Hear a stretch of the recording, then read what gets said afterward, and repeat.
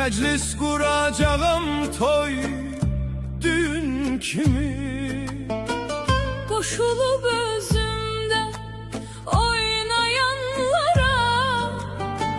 ortada süzeceğim ah kendi kimi.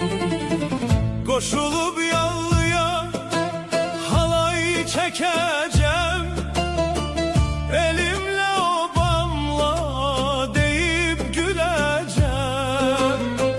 Hele şair kimi şiir diyeceğim, baş koyup yatacağım ata yurdunda.